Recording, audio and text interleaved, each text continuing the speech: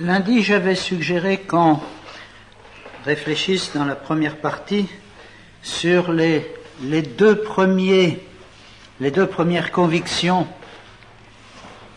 qui ont été précisées dans le cahier de l'école pastorale, les deux cahiers de l'école pastorale, c'est-à-dire que les églises baptistes sont des églises de professants qui pratiquent le baptême des croyants. J'aimerais qu'on poursuive avec les autres aspects des convictions baptistes qui sont soulignés ici, et en particulier le sacerdoce de tous les croyants.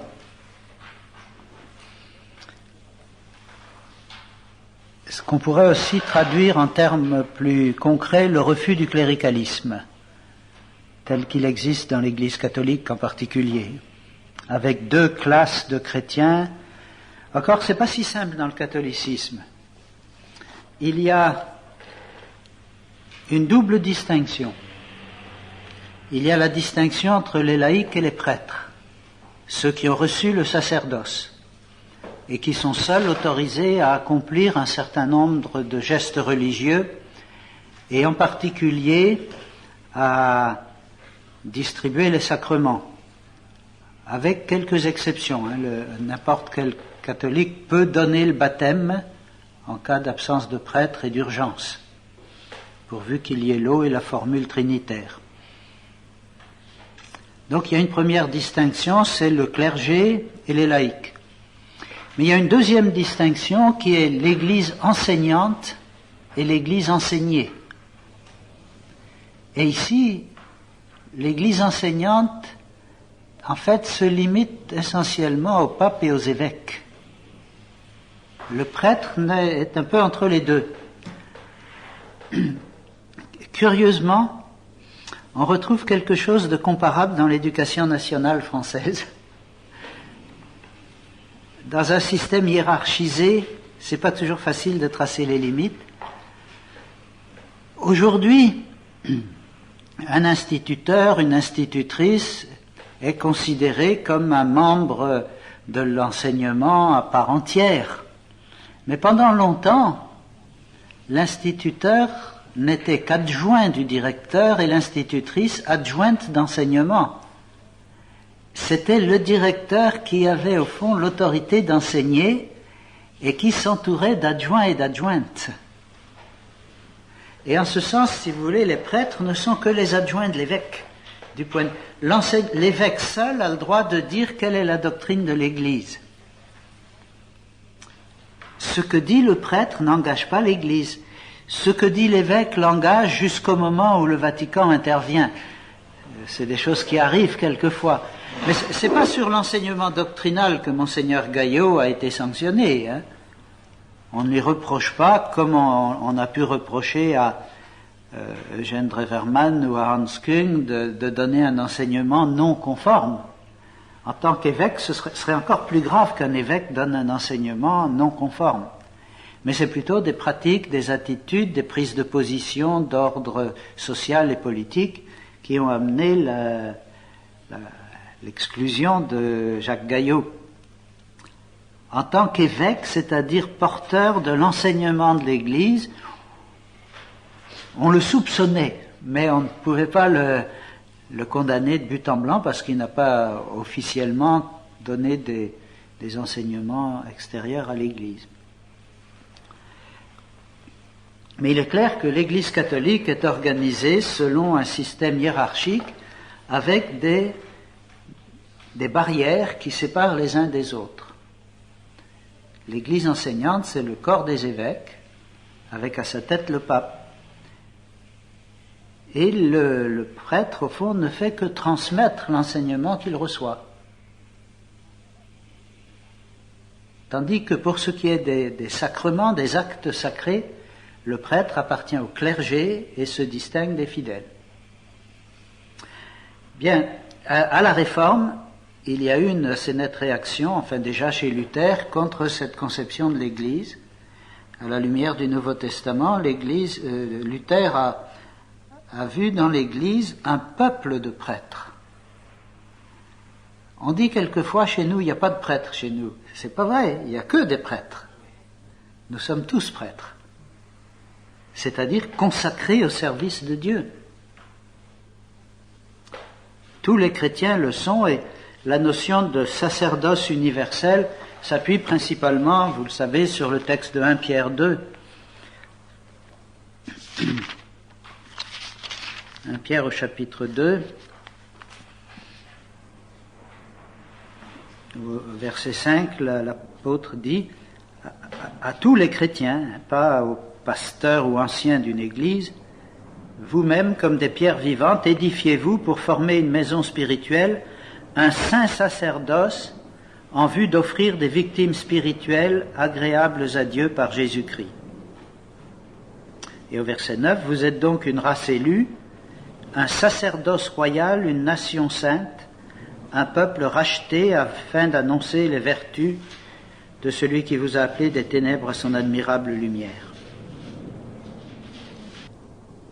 C'est à l'ensemble de l'Église que Pierre écrit cela, de même dans l'Épître aux Hébreux, c'est à l'ensemble de l'Église que les chrétiens sont invités à offrir à Dieu des sacrifices qui sont des prières de louange.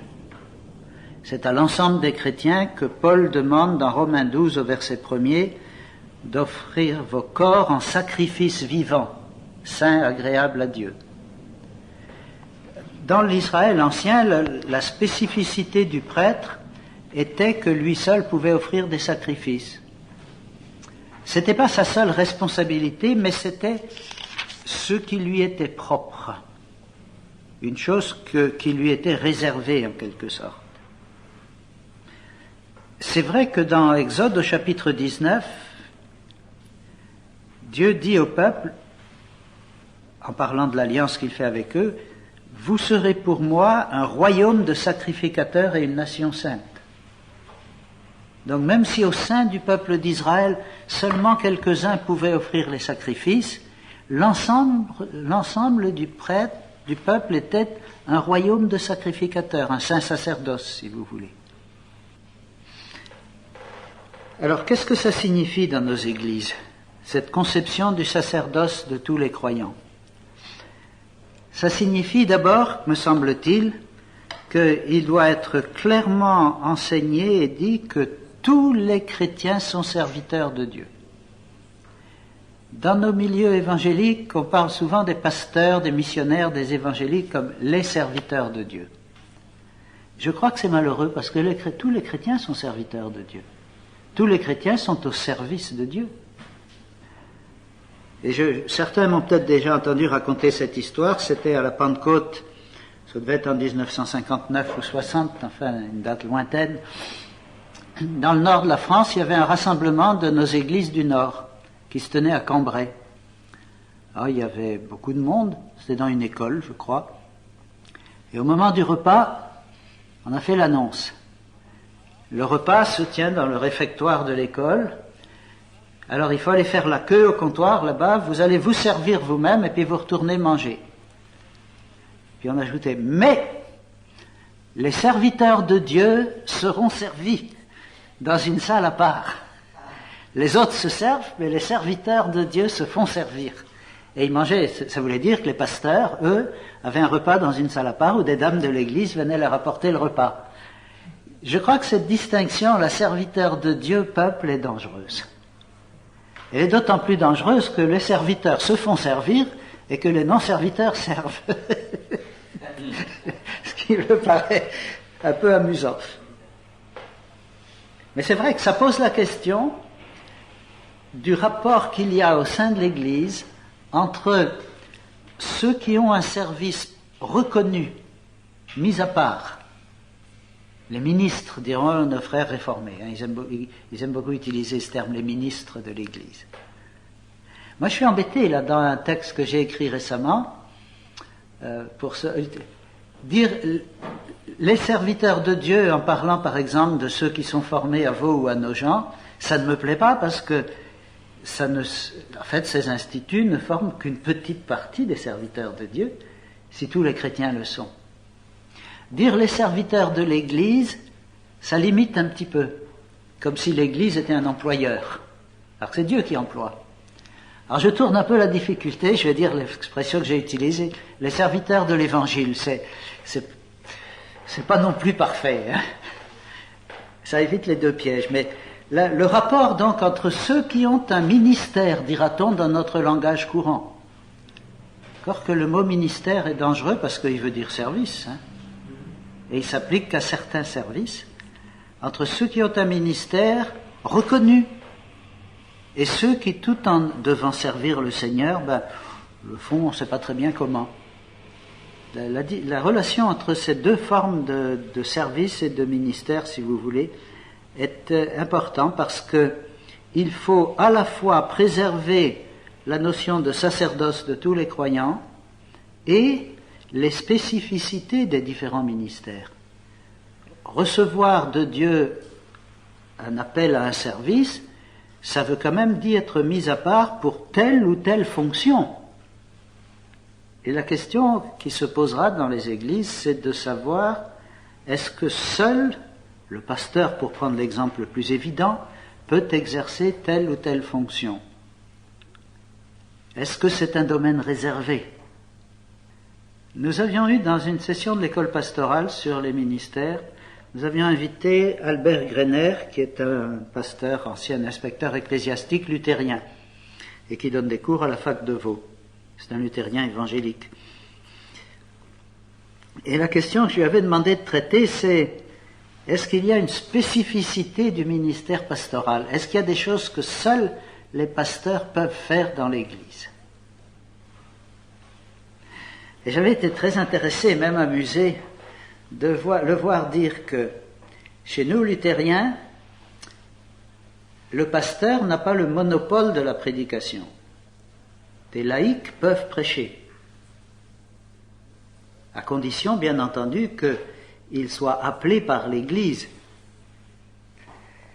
Par contre, seul le pasteur peut présider la scène. Et Greiner disait, je ne suis pas d'accord avec ma propre Église, je trouve que ce n'est pas logique. Que quelqu'un qui n'a pas une formation théologique, qui n'a peut-être pas une doctrine très solide, annonce la parole, c'est dangereux pour l'Église. Mais que quelqu'un distribue maladroitement la Sainte Seine, ça ne présente pas beaucoup de danger pour l'Église. Donc il vaudrait mieux être plus strict sur la question de la prédication et ouvrir davantage la participation à la scène à ceux qui ne sont pas pasteurs. Et j'avoue que je suis entièrement d'accord avec lui. Mais le cas se présente aussi. On parle des ministères féminins. La femme n'a pas le droit d'enseigner. Bon, on ne va pas discuter de ça aujourd'hui, on en a parlé la dernière fois. Hein. Mais dans beaucoup de nos églises, c'est le cas.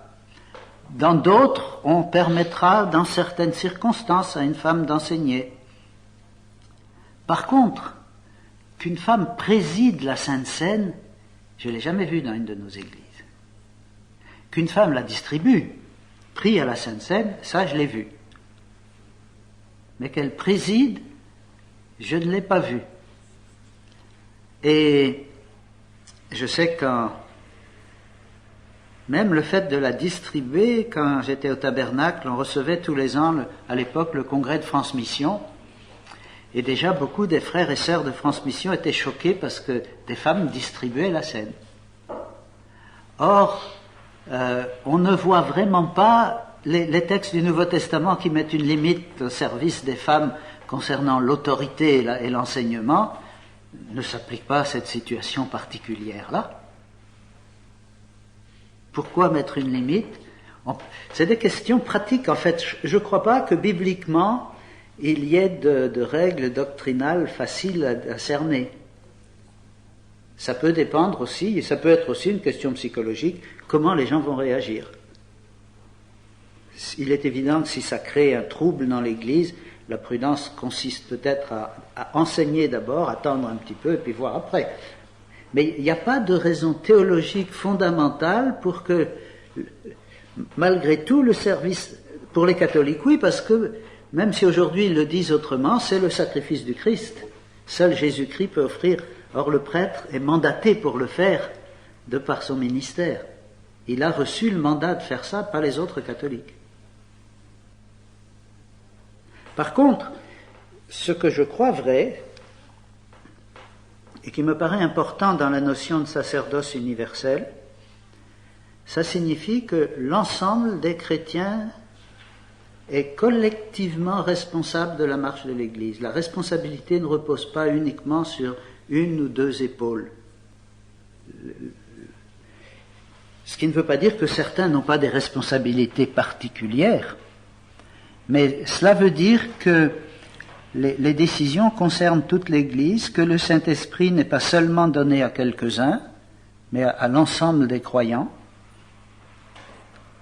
Il est arrivé, par exemple, dans la petite brochure de Rauschenbusch, Pourquoi je suis baptiste, qu'ils mettent en avant la notion de démocratie. Pour moi, c'est une erreur. L'Église n'est pas une démocratie. Démocratie, ça veut dire gouvernement du peuple. C'est pas le peuple qui gouverne, c'est le Seigneur. Enfin, qui devrait gouverner en tout cas. Maintenant, la pratique, on s'en approche plus ou moins. Mais je crois que par contre, que tout le peuple a la responsabilité de discerner quelle est la volonté du Seigneur. C'est ça qui est important.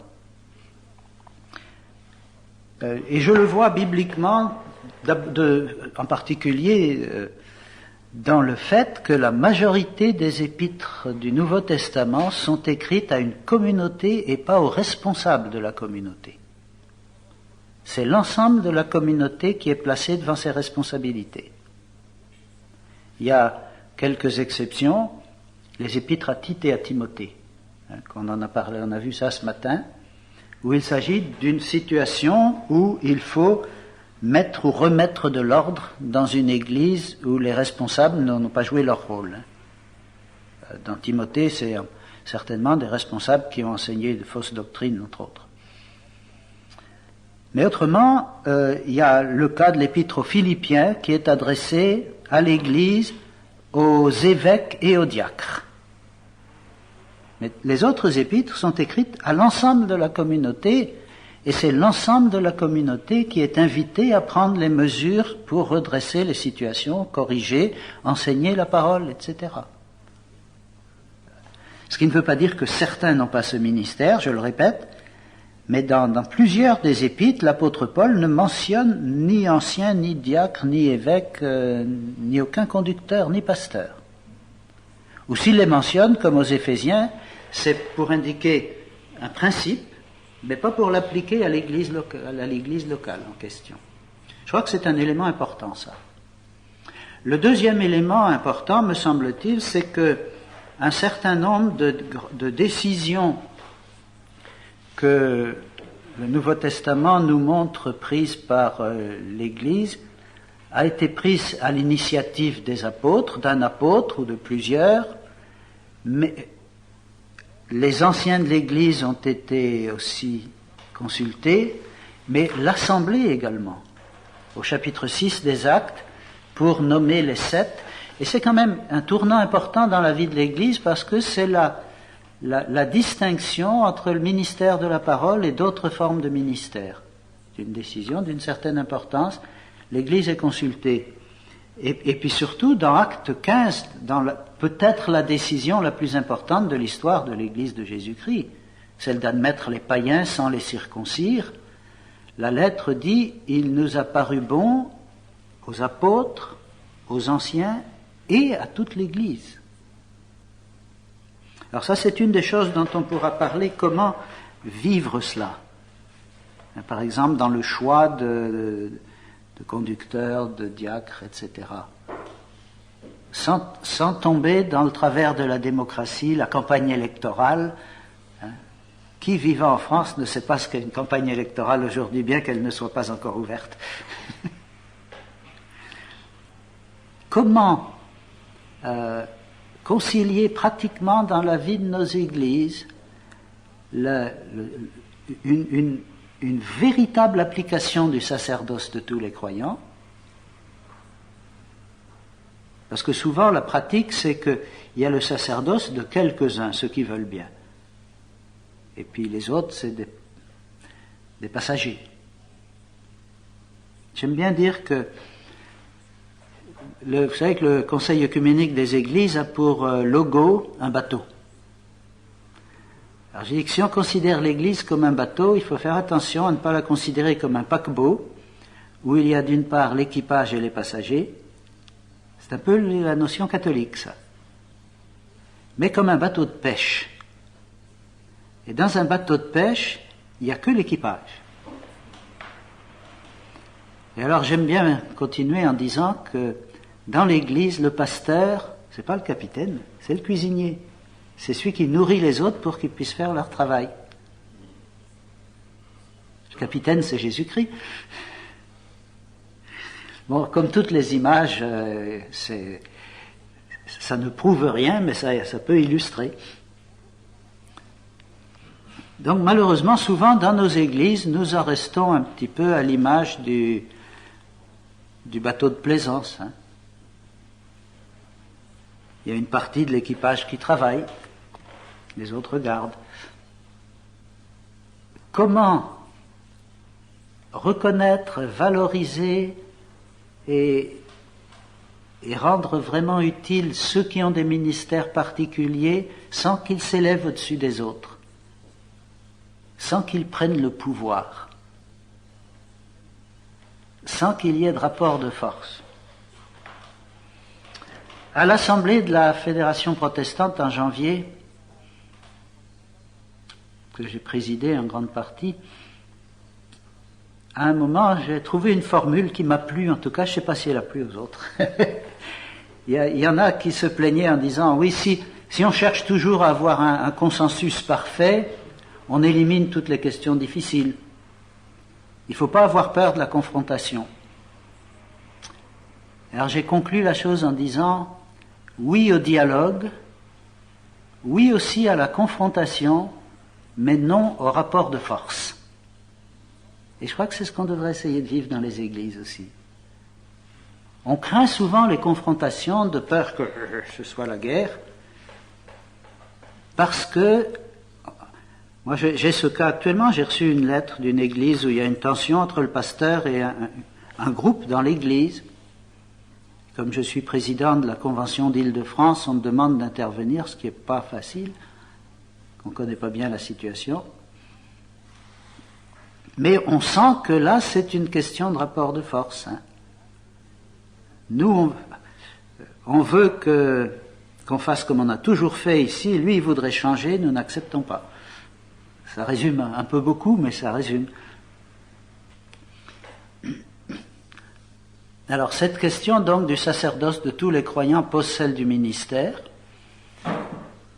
Je crois qu'elle est beaucoup plus facile à envisager, à comprendre dans des églises de professants.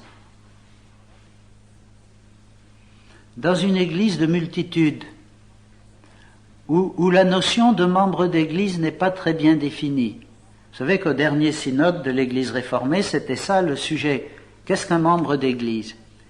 Ils ne sont pas arrivés à une définition claire. Il y a les baptisés d'abord. Mais aujourd'hui, plus de la moitié des baptisés sont en dehors de l'église. Et puis il y a ceux qui sont à la marge, qui gardent un pied dans l'église pour un certain nombre de services, mais que toute leur vie se passe ailleurs. Puis il y a des chrétiens engagés, mais à partir de quand, sur quelle base décider que ce sont eux les membres et pas les autres? Ils sont très embarrassés. Alors, dans cette perspective-là, l'idée de sacerdoce de tous les chrétiens, ça, c'est difficile à envisager. Dans une église de professeurs, même si elle n'est jamais tout à fait conforme au modèle, en principe, tous les membres sont des membres engagés, des militants, des participants. Il est donc beaucoup plus facile de les considérer comme des serviteurs de Dieu. Vous imaginez, dans le catholicisme aussi, ou l'Église réformée, vous avez un type qui est dans l'Église, qui en est membre, mais dont, de toute évidence, le comportement indique la soumission à Mammon, par exemple. Ça peut arriver chez nous, hélas. Quel service de Dieu peut-il rendre alors qu'il est occupé à servir un autre? J'ai peur que chez nos amis protestants, les catholiques l'utilisent moins, encore que beaucoup de catholiques seraient prêts à utiliser cette formule. Mais les protestants, c'est un mot, ça sonne bien, mais ça ne correspond pas à une réalité.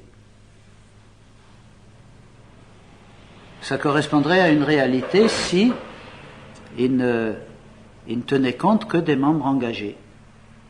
Je dois dire, j'ai un fils qui s'est rattaché pour raisons géographiques et puis d'amitié à l'église réformée de Brest. Bon, il y a un noyau de gens très engagés, hein, ça, il n'y a pas de doute, il y a un noyau de laïcs très engagés, dont on peut dire qu'ils sont une belle illustration du sacerdoce des croyants. Mais à côté de ça, il y a toute une masse de gens qui sont membres de l'Église et qui n'exercent aucun ministère chrétien. De même, l'image du corps du Christ qu'emploie Paul dans 1 Corinthiens 12 ou dans Romains 12, elle ne tient que s'il s'agit de gens qui ont reçu le Saint-Esprit, donc de croyants. Alors, je ne sais pas, on peut avoir un échange sur cette question. Là, j'ai fait une petite introduction, peut-être un peu trop longue encore, mais je suis persuadé qu'il y va quand même de la force de témoignage de nos églises que de vivre cela. Oui, j'avais le curé de ma ville à la maison il y a quelques jours. Et il émettait l'idée d'un sacerdoce universel au sein de l'Église catholique. Alors j'ai dit, mais attendez, on ne met peut-être pas la même chose derrière les mots. Et effectivement, il essayait quand même d'expliquer, bon, il est d'une aile un petit peu avant-gardiste, sur le sacerdoce, c'est-à-dire service. Mais à partir du moment où on est arrivé sur le terrain des sacrements, alors effectivement, là, il devenait typiquement catholique. Et c'est un petit peu difficile de faire la différenciation et d'expliquer, disons, le partage qu'il y a entre le protestantisme et le catholicisme à ce niveau-là. En plus, ils sont un petit peu ambigus sur les mots, j'ai remarqué. Je ne sais pas s'ils comprenaient tout. Derrière les mots qu'on employait, si on comprenait en fait la même chose. C'était pas évident. Vatican II dit bien que la différence entre le laïc et le prêtre est de nature et pas seulement de degré. Fonction. Oui, voilà. Tout à fait. Il y a cette phrase. Okay. Alors, il essayait plus ou moins de s'en défendre, et je ne sais pas si ça serait une nouvelle tendance dans l'Église catholique, de dire s'il y a un sacerdoce universel, mais pas bien défini, quoi, en fait. Ça veut dire que cohabitent deux idées de sacerdoce dans l'Église catholique. Il y a le sacerdoce de tous les croyants, et là c'est vrai qu'il pourrait s'abriter sur le modèle de l'Israël ancien en disant que tout le peuple est appelé sacerdoce royal dans Exode 19, mais que seuls les sacrificateurs pouvaient offrir des sacrifices. Mais cette nuance-là ne se trouve nulle part dans le Nouveau Testament. Les sacrifices dont il est question dans le Nouveau Testament, c'est d'une part celui du Christ une fois pour toutes, donc il n'est pas à refaire, et puis alors il est l'offrande de soi-même et l'offrande de lèvres qui confesse son nom. C'est la louange, c'est un sacrifice de louange. Et c'est une des choses sur lesquelles il se base effectivement dans le dernier journal catholique, là, le dernier numéro de Fraternité Yveline. Effectivement, la fonction de prêtre, il la reprenait par rapport à Exode, c'est-à-dire celui qui est seul habilité au sacrifice. Puisque l'Eucharistie est un sacrifice, alors il y a cette différenciation à ce moment-là. Là, c'est très bien la différence. Hein. C'est dans la notion d'Eucharistie et la notion de sacrement. C'est clairement là qu'est la différence essentielle. Dans notre livre Rendre témoignage au Christ, j'avais écrit un article à la fin pour présenter un peu le catholicisme aux baptistes. Je me suis bien sûr inspiré de ce que des catholiques ou d'anciens catholiques comme José Danet ont pu me dire, mais le cœur, et ça, c'est l'Église qui est instrument de salut, d'une part, et le sacrement qui communique le salut, l'Église sacramentelle qui communique le salut. Et alors, il y a dans l'Église le corps enseignant pour la doctrine et le corps sacerdotal pour les sacrements. Ces deux fonctions qui sont réservées à quelques-uns. Là, on est vraiment dans le cœur de la différence entre nous et les catholiques.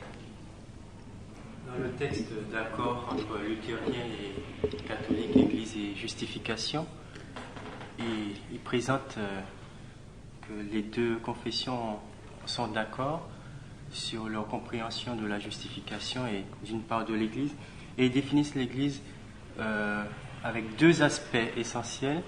C'est donc les sacrements, il y a le dépôt de la foi, bien sûr, le Nouveau Testament, les sacrements et le ministère, parce que seul le ministère est habilité à faire les sacrements. Donc, ils peuvent être d'accord à cause de cela, comme étant le sacrement et le ministère comme éléments constitutifs de l'Église.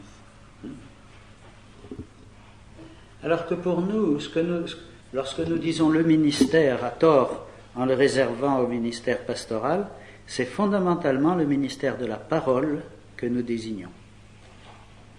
Pas le sacrement, pas le ministère des sacrements. Une question très pratique. Combien d'assemblées d'église voulons-nous comme norme, s'il y a une norme? En Écosse, c'était tous les 6 mois. En Angleterre, chaque mois. Et l'église dont j'étais pasteur, tous les 2 mois. Et ça fait seulement un parti, la direction de l'église fait un parti du sacerdoce. Mais quand même, c'est plus facile, comme nous avons dit, s'il y a un problème difficile, on peut le laisser jusqu'à la prochaine fois. Mais si c'est 6 mois, il faut décider quelque chose tout de suite. Nous n'avons aucune règle à ce sujet. Non, je sais. C'est bien qu'en France, les gens marchent facilement en ordre dispersé. Et que la discipline qui fait la force principale des armées ne fait pas forcément la force principale des Français. Non, je crois que ça varie beaucoup d'une église à l'autre. Ouais. Est-ce que c'est un bon moyen de trouver ensemble la volonté de Dieu, Théocratie? Oui. Mais je pense que ça aide, je crois que c'est important, et que pour responsabiliser les gens, il faut les informer. Ce que j'ai remarqué souvent, qu'un des reproches que font des chrétiens des églises à l'égard du conseil, par exemple, c'est de ne pas être informés de ce qui s'y passe. Et quand est-ce que j'ai entendu cette... c'était lundi matin, oui, c'est pas ici, donc c'est une chrétienne d'une église de la région parisienne disant qu'il y avait eu contestation dans l'église à la suite d'une décision du conseil. Et qu'à l'assemblée d'église suivante, les chrétiens ont protesté contre cette décision du conseil et l'ont renversée d'ailleurs. Mais une de nos difficultés, c'est de vivre la notion de responsabilité commune et de délégation de responsabilité à quelques-uns pour un certain nombre de choses, qui est dû à des raisons pratiques, mais qui est dû aussi à des raisons de dons spirituels, de capacité. On parlait hier soir de gens qui sont incapables de prendre une décision. Des gens comme ça dans un conseil d'église, ça peut être quelque chose d'épouvantable. Hein. Et déjà ça existe, moi j'ai vu dans des conseils importants, de gens sérieux, comme le conseil de la Fédération Baptiste par exemple. Il peut arriver, vous savez, on a discuté, on a étudié une question, on l'a remise à la réunion suivante, on en parle encore, on la reprend dans la réunion suivante, et puis on finit par se prononcer. Au Conseil de la Fédération Baptiste, on vote peu, on arrive généralement à un accord. Mais il y a des cas où il faut prendre une décision, et alors on vote, le vote est acquis, puis il y a quelqu'un qui relance la question en disant « Oui, mais on a oublié de dire ceci ». Alors qu'en bonne pratique des associations, c'est trop tard, il n'a pas le droit de prendre la parole à nouveau. Dans nos églises, je crois qu'on n'associe pas suffisamment les... Alors, il y a deux cas qui se présentent. Beaucoup de nos églises en France sont des églises missionnaires qui ont été le fruit d'une évangélisation de gens d'origine catholique, ignorant pratiquement tout de la Bible, et par conséquent manquant d'un fondement de critères pour être capable de juger sainement des affaires de l'Église. C'est une des difficultés qu'on a vues. Au début des années 50, il y a eu un réveil dans le nord de la France, c'est pas charismatique, c'était de type plutôt pentecôtisant, et dans une de nos églises, pratiquement l'église était composée entièrement de nouveaux convertis. Ça a posé quand même de sérieux problèmes. En fait, il y a eu une division, une partie de l'église est devenue carrément pentecôtiste, l'autre partie est restée, l'église existe toujours, mais ça a été très dur, parce que il n'y avait pas le minimum de connaissances bibliques, de sensibilité biblique, je dirais. Du coup, on prend des décisions uniquement pour des raisons humaines. Et ça renforce ce que je disais hier ou avant-hier, je ne sais plus, l'importance d'aider les chrétiens à grandir pour devenir des adultes, des chrétiens capables de discernement. Soyez transformés par le renouvellement de votre intelligence afin que vous discerniez quelle est la volonté de Dieu. Alors la tentation des conducteurs, c'est alors de dire « Bon, mais ces braves gens ne sont pas capables de jugement. Il faut que je décide pour eux. » Seulement, ils grandiront jamais non plus si on fait comme ça. Et l'équilibre à trouver entre les deux n'est pas évident. Et pourtant, je crois qu'une église grandit quand les chrétiens grandissent en jugement et en responsabilité. Mais il est clair que dans tous les cas qu'on a pu examiner hier, qui n'étaient pas tous de cas de chrétiens, souvent des gens qui fréquentaient une église, on a affaire à des gens dont le jugement n'est absolument pas solide. Ce que je dirais qui reste démocratique dans le bon sens du terme dans une église, ça n'a pas à voir avec l'idée que le peuple gouverne.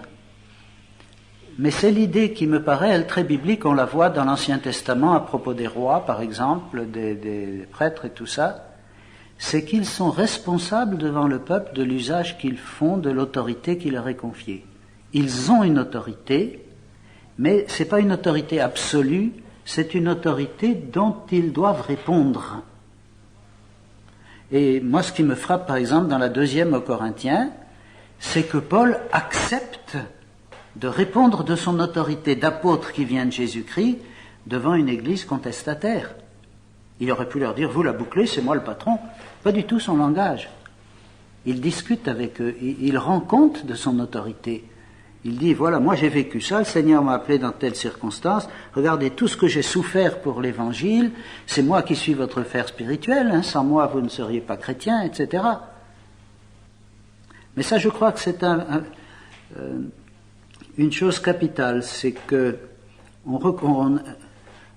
les ministères soient vécus comme des services, et que, mais ça c'est clairement dit, Pierre le dit dans 1 Pierre 5, Paul le dit, Jésus le dit à ses disciples à plusieurs reprises. Ça veut dire que celui qui sert doit s'assurer que son service est le bon pour les autres. Je pense à un cas d'un pasteur, une jeune fille de son église était venue dans un camp de jeunes en Bretagne, un camp que je dirigeais. Puis à la fin du camp, ses parents sont venus 1 ou 2 jours à l'avance la chercher, ont demandé l'autorisation de camper sur le terrain. Puis aussi, elles ont par ça l'autorisation de manger avec nous une fois, bon, il n'y a pas de problème. Puis on a bavardé après le soir. Alors la brave dame s'est un peu plainte de son pasteur. Pas la première ni la dernière fois. En disant, mais nous l'aimons bien, mais c'est vrai qu'il n'est plus, il est toujours actif, mais pas dans la fédération, il a un ministère à côté. Peu de gens le connaissent. Mais alors ses prédications sont beaucoup trop longues. c'est jamais moins de 3/4 d'heure et il est ennuyeux. Et elle avait raison, il est ennuyeux. C'est quelqu'un qui parle sur un ton monotone, jamais en élevant la voix.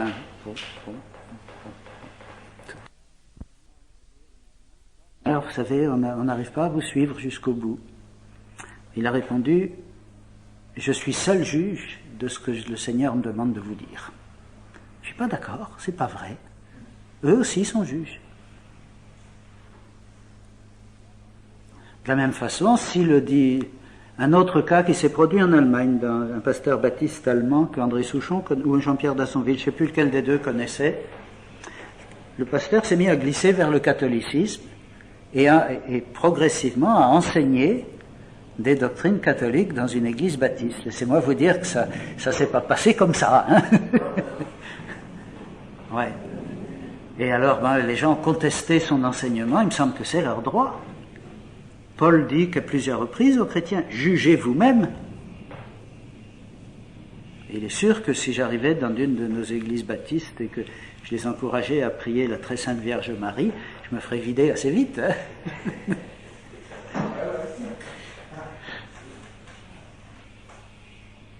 Et c'est à toute l'église de Thessalonique qu'à propos des prophéties, Paul dit, ne méprisez pas les prophéties, examinez toutes choses et retenez ce qui est bon. Bon. Il est évident que l'Église peut quelquefois juger d'une manière sentimentale, par exemple.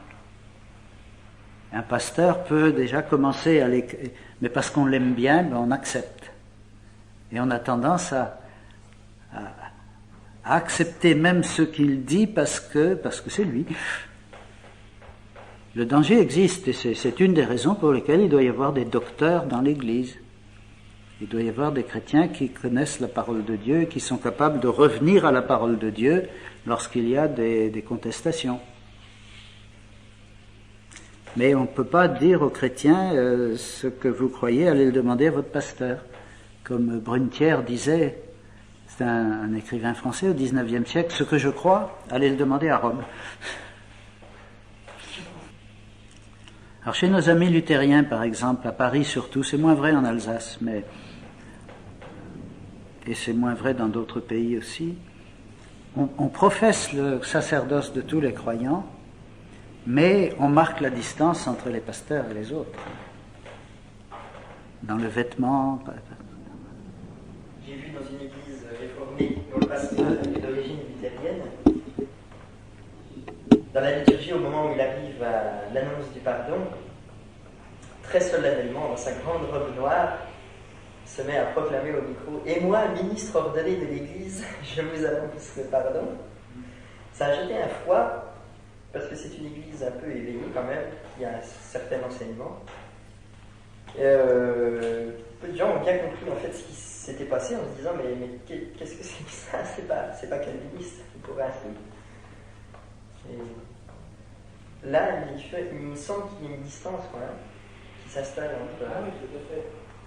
Parce que les luthériens et réformés sont assez d'accord sur un plan général de la doctrine, de la théologie, sur le plan du libéralisme par exemple, mais finalement au niveau de l'Église elle-même, ils sont assez éloignés. Oui.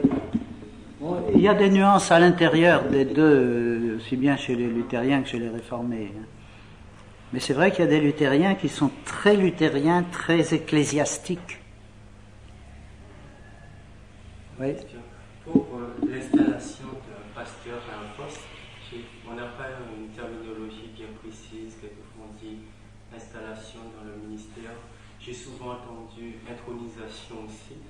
Et j'ai reçu une publicité récemment d'une église qui nous invite, une église baptiste, qui invite à l'ordination de son pasteur. Et ça m'a un peu surpris. Je ne sais pas si on ne devrait pas travailler. Je crois qu'on en parle dans une autre session sur le ministère pastoral, mais Alors, il y a quand même deux choses à souligner. Nous avons chez nous, en principe, une reconnaissance de ministère pastoral qui est souvent appelée consécration. C'est vrai qu'en France, nous évitons le terme d'ordination, alors que nos amis anglais l'utilisent souvent, et américains aussi. nous l'évitons à cause sans doute de notre proximité du catholicisme pour bien marquer que le pasteur n'appartient pas à un ordre séparé. Ordination, c'est l'entrée dans un ordre. Et ça nous paraît dangereux comme expression. Donc nous préférons le terme de consécration, ça veut dire une mise à part en vue d'un ministère particulier. Mais moi j'aime bien la formule reconnaissance du ministère. C'est quand même important. Ça veut dire que la communauté reconnaît que ce frère a été appelé à ce ministère particulier. Et ce que nous disait Jean-Luc hier soir de la femme qu'il disait, vous, un pasteur, enfin, c'est quand même, c'est pas sa personne, c'est aussi l'Église qui est contestée là. Parce que l'Église lui a reconnu ce ministère. Elle l'a appelé à ce ministère. C'est une rébellion contre l'Église qui a reconnu le ministère du frère. Et c'est donc quand même quelque chose de sérieux. Donc je crois qu'en général c'est le terme de consécration qu'on utilise chez nous, mais j'aime bien celui de reconnaissance, parce que ça me paraît important. Le fait qu'il y ait reconnaissance d'un ministère par l'Église, ça signifie que c'est pas un homme qui fait son affaire, c'est quelqu'un qui a reçu un appel pour exercer un service dans l'Église et au nom de l'Église. Et qui par conséquent est responsable de l'usage qu'il en fait devant l'Église. Ça, je crois que c'est important, c'est à la fois une autorité réelle qui est reconnue et une limite à cette autorité pour qu'il ne devienne pas un petit Dieu. Deux choses aussi nécessaires l'une que l'autre. Et pour cette raison, je crois que nous devons être très attentifs dans nos églises lorsqu'on confie une responsabilité à quelqu'un. C'est pas forcément l'assemblée qui décidera de tout, ça complique les choses. Si chaque moniteur ou monitrice d'école du dimanche doit être reconnu par l'assemblée, dont une grande partie ne connaît pas bien cette personne, surtout dans une église nombreuse, il est normal qu'il y ait une délégation auprès du conseil, par exemple, ou du groupe de responsables de l'école du dimanche. Mais il serait bon qu'au début de chaque année, l'équipe des moniteurs, l'équipe de l'école du dimanche, par exemple, soit présentée à l'église qui prie pour elle. Que tous les ministères soient des ministères reconnus et confiés à quelqu'un et non pas pris par quelqu'un. On ne se donne pas un ministère, on ne se donne pas une autorité, on la reçoit. Ça, je crois que c'est un élément important. Et ça évite justement, qu'est-ce qu'il y a de pire dans une église? Enfin, il y a beaucoup de choses qui sont, mais une des pires choses dans une église, c'est ce que j'appelle les autorités occultes. C'est-à-dire les gens qui arrivent à prendre une autorité, une influence, à peser sur les choses, alors que personne ne leur a reconnu cette responsabilité particulière. Je connais un ou deux cas où c'est la femme du pasteur, simplement. Où j'ai connu un ou deux cas comme ça. Je pense à un cas amusant d'ailleurs, parce que c'est un pasteur qui venait des assemblées de frères où le rôle des femmes est plutôt réduit. Sa femme n'était pas membre du conseil de l'église, mais elle y venait. Et monsieur le pasteur prenait la parole après avoir consulté du coin de l'œil son Seigneur et Maître, si j'ose dire. C'est tout à fait inadmissible, ce genre de pratique. Une autorité doit être reconnue. Elle est toujours confiée. Et alors c'est important parce que ça signifie que un jour, le pasteur étant malade, le conseil de l'église peut inviter quelqu'un à prêcher à sa place. Ça ne lui donne pas un droit de prêcher chaque fois qu'il en a envie. Il se pourrait bien qu'après cette prédication, le conseil de l'église, à sa prochaine réunion, dise « Bon, on va chercher quelqu'un d'autre la prochaine fois. » Je n'ai le droit d'exercer un service dans l'église, sauf cas d'urgence, que si on m'a reconnu cette charge particulière. Et une des responsabilités d'une église, c'est la reconnaissance des dons spirituels et des services qui vont avec. Il y a multiplicité de dons, mais un seul Seigneur, enfin diversité, dit Paul, diversité de services, mais un seul Jésus-Christ, puis diversité d'opérations, un seul Esprit. Et c'est capital que la reconnaissance des dons, c'est l'affaire de l'Église. Ça ne veut pas dire que toute l'Église va voter là-dessus. Mais ça veut dire que le conducteur, par exemple le pasteur ou l'équipe de responsables, l'équipe d'anciens, peut interroger tous les chrétiens qui connaissent bien cette personne-là. Tout le monde a son mot à dire, en se méfiant de ce qu'on appelle des coteries, c'est-à-dire des clans. On ne va pas juste interroger les petits copains. C'est la même chose, je m'excuse de prolonger à ce sujet-là, mais dans notre commission d'orientation, lorsque nous recevons une candidature, nous demandons au candidat de signaler 3 personnes le connaissant bien. Il est arrivé il y a quelque temps que le dit candidat ait signalé 3 copains à lui, enfin son beau-père, puis 2 autres qui sont vraiment, on sait que c'est des copains à lui. Ça n'inspire pas confiance. On aimerait savoir, non pas ce que pense son beau-père, mais son pasteur, qui n'a pas nommé. Vous comprenez que une référence venant de quelqu'un de tout proche, d'un copain, c'est pas une référence suffisante. Qu'il y en ait une sur les 3, je dis pas, parce que c'est quelqu'un qui connaît peut-être mieux sa personnalité, son caractère. Mais c'est pas suffisant comme référence. Et c'est là que l'aspect corporel, communautaire du corps du Christ est important, c'est que n'importe quel chrétien qui a vu un autre à l'œuvre, peut être interrogé. Un autre aspect chez nous qui marque de façon très importante, en théorie en tout cas, le sacerdoce de tous les croyants, c'est la phrase qu'on cite beaucoup, qu'on attribue à Gerhard Tonken, tous les baptistes un missionnaire, ou tous les baptistes un évangéliste. Ce qui est vrai dans d'autres types d'églises, en principe dans toutes les églises de professants. Nos amis pentecôtistes peuvent le dire aussi bien que nous, quelquefois plus même. Mais il y a cette idée que même si certaines fonctions sont réservées à quelques-uns, tous les chrétiens ont une participation à apporter, y compris dans le témoignage et surtout dans le témoignage. Parce que le pasteur, en un sens, c'est le plus mal placé pour toucher les personnes extérieures. Parce qu'il arrive avec des gros sabots, avec une étiquette. On se méfie de lui, on ne tient pas avec lui le même langage qu'avec les autres. Et que mon prédécesseur au tabernacle, Marc Adjé, qui avait vraiment une âme d'évangéliste, disait « Moi j'évangélise toujours en second. J'évangélise des personnes que les chrétiens des églises ont déjà amenées. » Et Billy Graham dit la même chose dans ses campagnes, il évangélise en second ou en troisième. Mais les gens qui viennent sont en grande partie des gens qui ont été invités par des chrétiens des églises. Est-ce qu'il y a d'autres choses qui vous paraissent utiles et intéressantes à dire sur cette question du sacerdotalisme, du sacerdoce universel?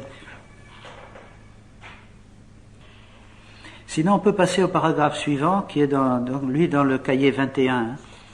Les églises baptistes, des églises congrégationalistes. Un mot barbare, ça. Qu'on a hérité d'ailleurs des Anglais. Mais qui révèle, évidemment, un aspect de notre conception de l'Église que les catholiques ont beaucoup de mal à comprendre. Pour eux, l'Église, c'est un organisme structuré, hiérarchisé, unifié, avec à la tête quelqu'un qui a le droit de parler au nom des autres, même si les autres ne le suivent pas toujours dans la pratique. L'Église tient par cette organisation, par ces structures. L'idée de congrégationalisme, c'est surtout l'idée que chaque congrégation, chaque communauté locale, qui est un rassemblement de croyants, est l'Église de Jésus-Christ en un lieu donné. C'est une Église et pas un morceau d'Église. C'est pas, si vous voulez, une succursale d'une chaîne de magasins.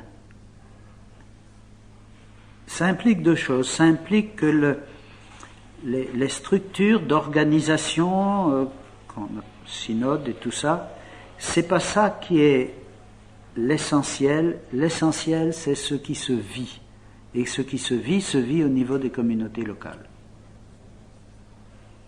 De même, la communion fraternelle n'est pas faite de sentiment d'appartenir à un même grand machin, mais d'être frères et sœurs sur le terrain. De partager la parole de Dieu, de partager l'amour, etc. L'idée d'église communauté a été plus fortement soulignée par les ménonites que chez les baptistes. Je crois que les baptistes ont davantage mis l'accent historiquement sur l'importance de la conversion personnelle. Les ménonites ont davantage mis l'accent, tout en étant des églises de professants, sur les liens qui unissent les chrétiens au sein d'une communauté. Ils ont cherché à développer un esprit plus communautaire. Alors il y a des nuances de part et d'autre, je parle ici historiquement, de manière générale. Mais je crois que c'est vrai. Mais c'est précisément parce qu'ils mettaient l'accent sur ces liens concrets de communion fraternelle qu'ils ont aussi pris une position congrégationaliste, parce que c'est dans la communauté locale que se vit concrètement la communion. Nos amis luthériens disent par exemple que la Fédération luthérienne mondiale est une communion d'églises. En fait, là, ils ont copié sur les anglicans. Les anglicans, qui s'appellent épiscopaliens aux États-Unis, se reconnaissent comme la communion anglicane. C'est pas tellement l'organisation, mais on est en communion sur la même notion d'église, la même foi, etc. En un sens, on peut dire ça de l'Alliance baptiste mondiale. Comme structure d'organisation, c'est très peu de choses. Et Jean-Pierre le disait en montrant ses diapos l'autre soir, j'étais là qu'à la fin, mais il a dit, au fond, c'est surtout une communion qui nous unit. Et je crois que c'est exact. Mais il faut reconnaître quand même que c'est une communion assez lâche.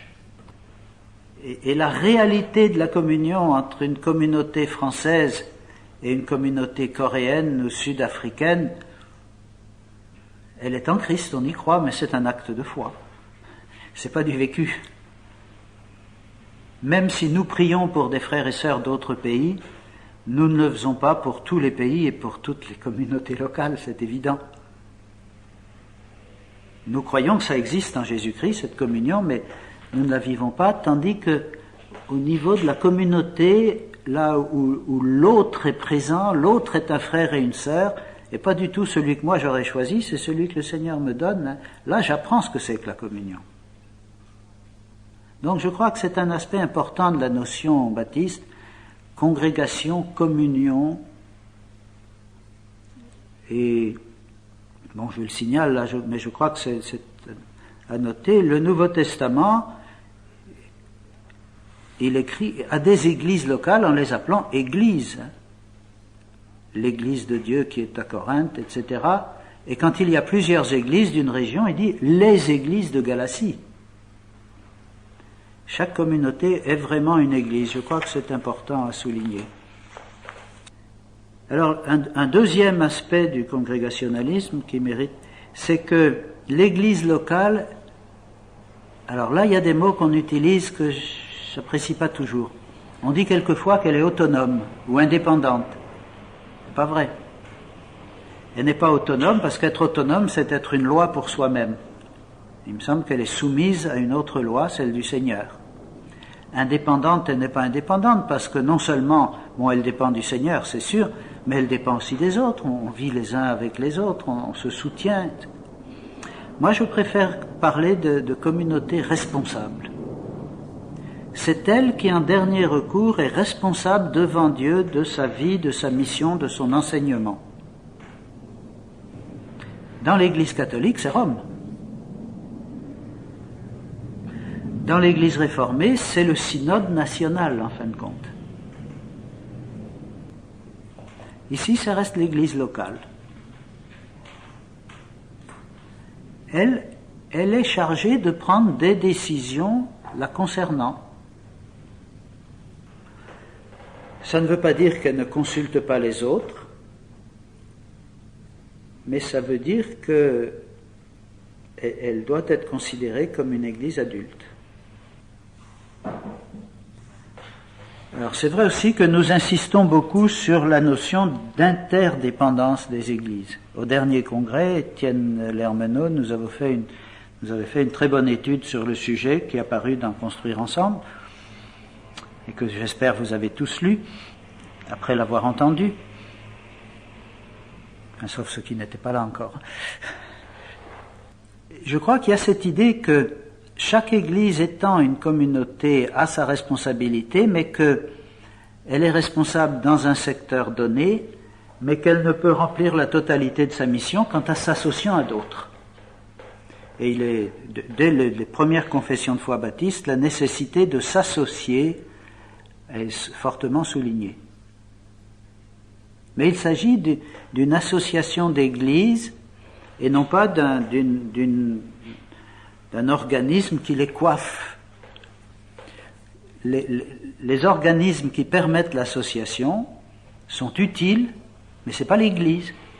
Et André Taubois ne rate jamais une occasion au sein de la Fédération protestante, lorsque quelqu'un parle les églises en désignant ce que nous appelons les unions d'églises, de dire non, attention, il faut dire les églises et unions d'églises. Parce qu'il y en a qui se considèrent comme églises. Pour les luthériens, c'est important. Ils sont l'église luthérienne de France. Nous ne sommes que la fédération des églises baptistes. Et dans la fédération, au conseil de la fédération protestante, maintenant je crois que la plupart ont compris. L'union est importante, mais la force est dans les églises locales. Chez nous, ça se voit aussi sur le plan pratique. C'est Daniel Lermenot qui fait toujours très attentif à nous dire la mission intérieure fait un travail missionnaire en France et l'évangélisme, et il ne faut jamais oublier que les églises locales aussi le font en créant des annexes, etc. Et il nous rappelle, et utilement, je crois, il a joué un rôle très utile en nous rappelant de ne jamais séparer la mission intérieure comme si c'était une chose et puis les œuvres missionnaires créées par des églises locales, qu'on voit l'ensemble du tableau, pour prier pour l'ensemble du tableau et s'y intéresser. C'est notre affaire à tous parce que nous sommes interdépendants, même si pratiquement l'engagement des uns est ici, celui des autres est là. Et puis le fait d'être ensemble, ça permet aussi un certain nombre d'activités qui ne seraient pas possibles autrement. Je pense que Henri Franz vous en a parlé de ça un peu. Le pourquoi d'une fédération. Moi, j'aime bien prendre cet exemple que j'ai vécu. Quand j'ai commencé mon ministère il y a plus de 30 ans, il y avait à Paris 2 églises baptistes, en gros. Enfin, 2 églises baptistes importantes, l'avenue du Maine et le Tabernacle. L'avenue du Maine est une église de la Fédération, le Tabernacle est une église indépendante. Bon, c'est une église que j'aime beaucoup, j'ai été son pasteur pendant 6 ans, mais aujourd'hui, l'avenue du Maine et le Tabernacle sont à nouveau 2 églises, en gros, de même importance. Mais dans la région parisienne, il y a 31 autres églises baptistes de la Fédération à côté de l'avenue du Maine et le Tabernacle est toujours une église seule. Je crois que c'est une illustration de la valeur de l'association des églises. Bon, c'est pas l'avenue du Maine qui a créé les 31 autres églises, hein. Encore qu'elle a été à l'origine, en tout cas, de la rue de Lille, d'Antony, de Versailles au départ, de Vitry également, et peut-être d'une ou deux, de Morsan, ce qui est déjà pas mal. Mais il y a eu la mission intérieure. Antony a commencé avec quelques familles de l'avenue du Maine, mais c'est la mission intérieure qui en a pris la décision et qui a porté la chose. et ainsi de suite. Et puis alors, je crois qu'il est capital, et c'est un peu la raison de cette session, que je crois que c'est une des forces de notre fédération. Nous essayons réellement de prendre conscience de ce qui nous unit pour travailler ensemble, sans le faire en opposition à qui que ce soit. C'est-à-dire, la fédération ne se définit pas contre, elle se définit, je dirais honnêtement pour, et je suis sûr que c'est une des raisons qui attire un certain nombre d'églises venant de l'extérieur. Nous n'agissons pas contre les réformés, contre les catholiques, contre les pentecôtistes. Nous essayons d'avoir quand même une base commune pour être sûr de pouvoir travailler ensemble. La raison d'être de notre confession de foi qu'on donne à toute église voulant se joindre à la fédération, c'est que avoir l'assurance que ceux qui veulent se joindre à nous partagent les mêmes convictions et puissent le faire dans un même esprit. Et il nous est arrivé de refuser à certaines églises l'entrée dans la fédération parce que dans leur confession de foi, il y avait des choses qui ne collaient pas. Parfois, on n'y avait pas pensé, hein, et puis ils le changent. Et l'unité du corps du Christ doit être d'abord sur la base d'une foi commune, hein, d'une appartenance commune au même Seigneur. Et ensuite, alors, viennent se greffer l'organisation, qui est nécessaire. Je dirais malheureusement nécessaire, mais on est humain, il ne faut pas rêver. Qui est quelquefois un peu lourde, et pourtant chez nous elle est relativement légère, mais c'est généralement parce que l'expérience nous a montré qu'il faut quelquefois concrétiser sur le papier, par des règles, la manière de travailler ensemble. Le danger, c'est l'église locale qui ne pense qu'à elle-même, qui ne s'intéresse qu'à ce qu'elle fait, qui n'a pas ce que nous appelons l'esprit fédératif. Je pense qu'Henri a dû vous en parler aussi de ça, non? L'esprit fédératif, c'est difficile à définir et qu'on pourrait traduire par l'esprit d'équipe. On ne joue pas son propre jeu, on joue le jeu commun.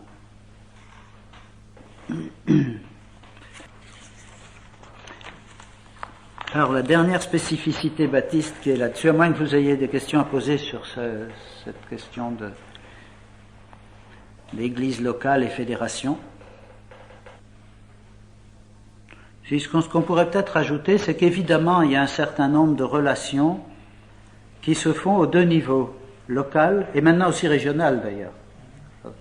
Local, régional et national et international.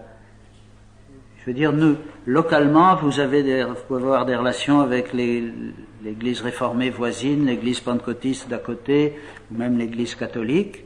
Et puis, à l'échelon national et quelquefois régional, mais il y a aussi des échanges, des rencontres. Et il est tout à fait possible qu'une église locale ait d'excellentes relations avec le curé du coin, alors que régionalement, le torchon brûle avec l'évêque. Ou bien, à l'échelon national, on a, même si ça nous vaut des coups de bâton, publié un truc commun avec des catholiques. Et puis à l'échelon local, ça peut être la guerre. Le dernier point qui est signalé ici, c'est celui de la liberté de conscience. Il s'agit quand même des convictions historiques des baptistes. Aujourd'hui, ça ne nous paraît peut-être pas tellement pertinent. C'est pas tellement actuel chez nous. Parce que cette liberté est reconnue, revendiquée. Mais historiquement, ça a eu de l'importance. Et puis, je crois que ça continue à en avoir. Nous sommes un monde qui a prôné la tolérance à tout craint et qui maintenant, ici et là, bascule plutôt dans des fanatismes. Le danger existe. Le prochain congrès de la Sève aura pour titre « Conviction chrétienne et tolérance ». En fait, les baptistes n'ont jamais prôné la tolérance. Ils ont prôné le respect de la liberté des autres. C'est pas la même chose. Tolérer, c'est, on accepte, mais on est gentil. Hein. Le respect de la liberté, c'est autre chose. C'est le respect de la personne. Et ça va avec notre notion d'église de professants.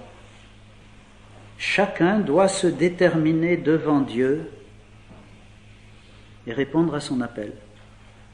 Je ne peux pas obliger quelqu'un à devenir chrétien. C'est pas vrai. Je peux obliger quelqu'un à venir au culte. Ou même à confesser, à la limite, encore là c'est pas facile. Mais à être chrétien, je peux pas, il faut que ce soit sa réponse personnelle. Et l'Évangile nous montre l'extraordinaire respect du Christ.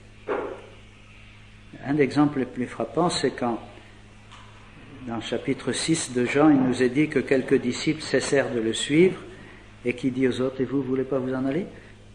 Alors que nous aurions sans doute essayé de les attacher pour qu'ils ne s'en aillent pas. Mais en fait, la conviction très grande aussi, elle se situe surtout au niveau des autorités civiles. Les baptistes ont toujours préconisé la séparation de l'Église et de l'État. Dans la pratique, au niveau politique, c'est ça qui est la base même de la liberté de conscience. Jean-Pierre nous montrait l'autre soir une diapo du Myanmar, l'ancienne Birmanie. C'est un pays devenu qui est à la fois communiste et bouddhiste, hein, mais où ils essaient de faire un peu du bouddhisme le ciment national. Autrement dit, tout ce qui n'est pas bouddhiste est regardé de travers. Les pays musulmans, c'est clair, l'islam est le ciment national. Donc il y a collusion, il y a unité entre l'Église, la religion et l'État. Ça, les baptistes le refusent. Il faut dire qu'au départ, ils ont tous été persécutés. Mais ce qui est merveilleux, et je crois que ça c'est vraiment une œuvre de l'esprit, c'est que quand ils ont été en position de pouvoir, ils ont gardé la même conviction, la même position. C'est évidemment plus facile de défendre la liberté religieuse quand on est minoritaire que quand on est majoritaire. Je veux dire, quand on est majoritaire, ça veut dire renoncer à un pouvoir qu'on pourrait avoir, et renoncer à un pouvoir, c'est toujours difficile. Et ça pose des questions pratiques, par exemple, dans les rapports des parents avec leurs enfants.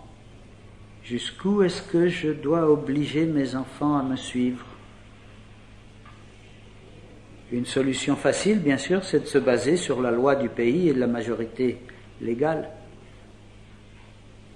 Mais est-ce que c'est un critère parfaitement suffisant ? Je ne suis pas sûr. Une autre chose qui peut se passer, c'est dans quelle mesure faire intervenir les autorités civiles ou militaires pour nous défendre. Ça peut arriver dans certains cas. C'est vrai que Paul a fait appel à l'empereur romain. Donc, c'est pas interdit.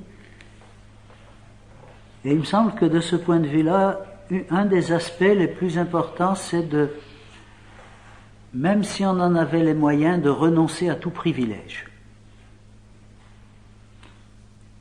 D'une manière générale, nos églises refusent toute subvention gouvernementale. Par contre, elles ne les refusent pas forcément pour des œuvres à caractère social qui sont au service de la communauté et pas seulement des membres. Il ne paraît pas juste d'obtenir des subventions pour le travail d'évangélisation parce que c'est un service qui n'est pas reconnu en tant que tel par l'ensemble de la communauté. Nous le regrettons peut-être, mais c'est comme ça. Par contre, si on aide des enfants en difficulté, l'ensemble de la communauté, donc les gens qui paient des impôts, reconnaissent que c'est un service commun. Sinon, ils ont l'impression qu'on leur force la main, si on le fait aussi pour le culte. Mais il faut dire que beaucoup de pays européens ont une tradition de laïcité très différente de la nôtre, beaucoup moins rigide, beaucoup moins dure, et où des aides aux églises sont possibles d'une manière qui n'existe pas en France. Ça ne veut pas dire qu'on ne doit pas entretenir de bonnes relations et qu'on doit refuser toute proposition d'aide d'une municipalité, à condition que ce soit le type d'aide qui puisse être donné à d'autres que nous. On ne peut pas revendiquer, si vous voulez, une aide et puis ensuite leur demander de ne pas la donner à d'autres. Ce qui pose un problème avec l'islam aujourd'hui. Si on accepte que la municipalité nous propose un terrain à des conditions très avantageuses, a-t-on le droit de refuser qu'ils fassent la même chose pour les musulmans, qui sont sensiblement plus nombreux que nous en France?